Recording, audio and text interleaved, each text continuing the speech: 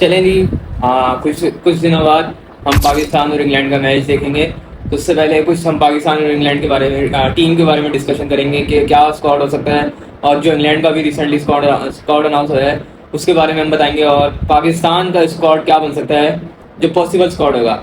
मुझे सबसे बड़ी चेंजिंग जो चाहिए है वो पाकिस्तान के अंदर, स्क्वाड के अंदर, वो इमाम उल हक की चाहिए, क्योंकि इमाम उल हक मतलब इमाम उल हक के आपके सामने कोई मतलब उसका रिदम और कोई टच नज़र नहीं आ रहा, और वो मोस्टली टाइम अवे में उनकी कोई खास एवरेज नहीं है। मैंने भी रिसेंटली किसी ने डाला हुआ था, उनका स्कोर डाला हुआ था, एवरेज डाली हुई थी, तो उनकी 3.67 की बनती है जब वो सेकंड इनिंग में खेलते हैं। फर्स्ट इनिंग में 20 के करीब बनती है। तो आप इसी से अंदाज़ा लगा लेंगे मतलब उसका क्या कैलिबर है कि वो सेकंड इनिंग में खेल ही नहीं पाता। मोस्टली जब भी आपको जीतना होता है ना, आपने लाजमी सेकंड इनिंग में रन करना था। फर्स्ट इनिंग का फिर भी फर्स्ट इनिंग में मतलब ज़्यादा आपको बस गेम को चलाना होता है, लेकिन जब सेकंड इनिंग आती है उसमें आपको गेम को फिनिश करना होता है, और फिनिश करते वक्त समटाइम आपको प्रेशर बहुत होता है। तो प्रेशर की वजह से वो उसके रन नहीं आते, और उसकी आपके सामने की उसकी 3.67 की एवरेज है। तो अगर आपने वैसे भी मुझे नहीं लगता कि वो खेलेंगे, क्योंकि शान मसूद की कल रिसेंटली एक पोस्ट भी आई हुई थी, उन्होंने ऑलमोस्ट उनकी रिकवर भी हो गए। तो मुझे लग रहा है कि शान मसूद ही खेलेंगे पहला टेस्ट मैच अगेंस्ट इंग्लैंड का।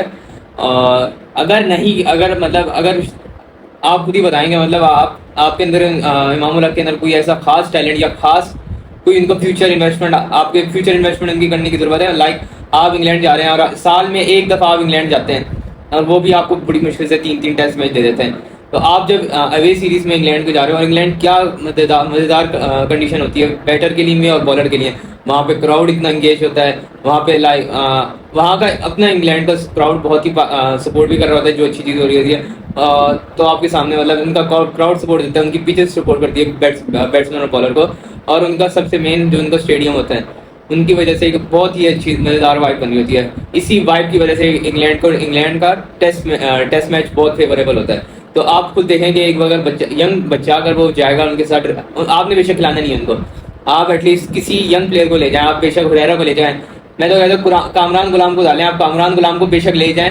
मुझे पता है आपने खिलाना नहीं है, आपकी क्या क्या उससे रंजिशें हैं, मतलब फिर भी आप उसको डाल लें टीम के अंदर। और क्या आप कामरान गुलाम से मतलब क्या करके बैठे हुए, नाराजगी हुई है क्या हुई है कि उसको आप टीम में ही डालें। आप उसके सामने मतलब पिछला जो टेस्ट मैच गुजरा है आपके सामने वेस्ट इंडीज़ में, आप खुद बताएं कि शान मसूद की जगह भी बन सकती थी उसकी, कामरान गुलाम की, वहाँ पे इमाम उल हक की जगह बन सकती थी उस कामरान गुलाम की। आपने क्या किया, हम कामरान गुलाम को नहीं डालना, वो जिद पे अड़े में। तो मुझे लग रहा है कि एपेक्स स्पोर्ट ने भी एक डाली हुई थी कि मे बी के पॉसिबल है कि कामरान गुलाम ज्वाइन करें साउथ शकील की जगह। साउथ शकील भी अभी सही तरह रिकवर नहीं हो पा रहे। तो वैसे मैं अगर चाहूँगा कि इमाम उल हक की जगह आप हुरैरा को ले जाएं। हुरैरा ने 300 मारे में मतलब टेस्ट मैच में, डोमेस्टिक में, आप उसको नहीं डाल रहे, उसको सिर्फ एक मैच आपने दिया, उसके बाद उसको निकाल ही दिया। आप बेशक अब्दुल्ला फजल को ले जाएं, वो उसकी अभी इंजरी है, एटलीस्ट आपने खिलाना नहीं है उसको, आप उसके साथ बैकअप पे रहें, मतलब उसको खिलाएं नहीं। आप उसको एक बंदा देख रहा होता है ना कि मतलब टेस्ट में चल रहा है, बहुत सी चीज़ें बंदे को मतलब सीखने को मिलती है। आपके सामने कितनी अच्छी उसने परफॉर्मेंस दी थी अब्दुल्ला फजल ने, उसने जिस तरह सॉलिड बैटिंग कर रहा था अगेंस्ट कौन है, राना नाम था उसके सामने, आपके सामने बांग्लादेशी बॉलर के खिलाफ कैसी परफॉर्मेंस को दे रहा था। उसने 50 भी मारी है, एक जगह सेंचुरी भी उसने मारी थी।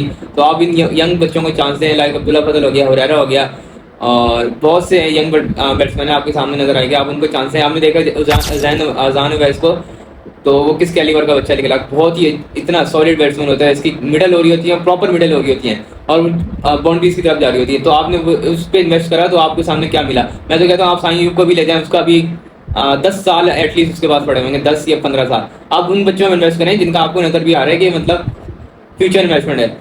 तो देखते हैं कि क्या होगा। वैसे मैं अगर पॉसिबल जो स्क्वाड हो सकता है इनका पाकिस्तान का अगेंस्ट इंग्लैंड का, जो बहुत ही अच्छा रहेगा, आप मुझे कमेंट में बताएगा कि इसके अंदर क्या चेंजेस होनी चाहिए, लेकिन मेरे हिसाब से बहुत ही अच्छा स्क्वाड है। स्टार्ट में करूँगा अब्दुल्ला शफीक के साथ अजान उवैस ओपनर। अब्दुल्ला शफीक का इस वजह से मैं कह रहा हूँ कि मतलब ये वैसे इसका डिफरेंस नहीं पड़ता कि मतलब शान मसूद वन डाउन खेले या अब्दुल्ला शफीक वन डाउन खेले, क्योंकि अब्दुल्ला शफीक पहले से ओपनिंग करते हुए आ रहे हैं और शान मसूद अपनी वन डाउन पोजीशन में खेल रहे हैं पहले से। तो मैं यहाँ पे अब्दुल्ला शफीक को ओपनर रखूंगा अजान उवैस के साथ। नेक्स्ट पे फिर मैं डाल दूंगा शान मसूद को। आपके सामने शान मसूद ने कितनी अच्छी परफॉर्मेंस दिखाई थी, 100 मार दी। तो उसके बाद बाबर आजम आ जाएंगे नीचे से, कैप्टन बाबर आजम आएंगे, उनकी भी बहुत ही करंट फॉर्म बहुत अच्छी चली हुई है। एक तो आज इंग्लैंड के मैच में एक सबसे मज़ेदार एक मुकाबला होगा, जो रूट और बाबर आजम। बहुत ही अच्छा, मतलब जोए रूट और इन दोनों का मुकाबला होता है ना, तो इन दोनों की वो दोनों आज कैप्टन भी करेंगे, कैप्टनसी भी करेंगे। नीचे मैं फिर खिलाऊंगा रिजवान को खिलाऊंगा, क्योंकि सीनियर बैट्समैन है, लेकिन उसकी ऐसी कोई परफॉर्मेंस नहीं आ रही। मुझे लगता है कि मुझे लगता है कि पाकिस्तान गाजी गौरी की तरफ जाए। मुझे लगता है कि पाकिस्तान गाजी गौरी की तरफ जाए, क्योंकि आपके सामने रिजवान की इंग्लैंड सीरीज में भी कोई खास परफॉर्मेंस नहीं आई और रिसेंटली वेस्ट इंडीज में भी कोई नहीं आई। तो मुझे लग रहा है कि गाजी गौरी की तरफ जाएंगे, लेकिन मैं रिजवान को चांस देना चाहूँगा, क्योंकि वो सीनियर बैट्समैन है और उसको कहीं ना कहीं एक मिल जाती है कि वो कहीं ना कहीं इंग्लैंड और अवे सीरीज में परफॉर्मेंस दे देता है। तो रिजवान को मैं डालूंगा, फिर नीचे से कामरान गुलाम को डालूंगा अगर ये लेकर जाएं, क्योंकि खबरें आ रही हैं कि साउथ शकील की जगह कामरान गुलाम शायद खेल सकता है, तो मैं कामरान गुलाम को लेकर जाऊंगा। फिर उसके बाद सलमान ये आगे रहेंगे, और फिर आमिर जमाल को मैंने रखा है। आमिर जमाल बिकॉज ऑफ उसके पास बैटिंग के लिए भी बैटिंग भी कर सकता है और बॉलिंग कर सकता है, उसके अंदर पेस है, वो जोर लगा के आपकी कहीं ना कहीं आपके बैटिंग के थ्रू भी रन निकलवा सकता है और बॉलिंग के थ्रू भी। उनका एक मैच किया था वेस्ट इंडीज के खिलाफ, उस बेस पे अगर मुझे लगता है कि उस बेस पे पाकिस्तानी स्क्वाड उसको टीम में ना डाले, लेकिन मैं यहाँ पे एक ऑलराउंडिंग एज की वजह से उनको आमिर जमाल को खिलाना चाहूँगा।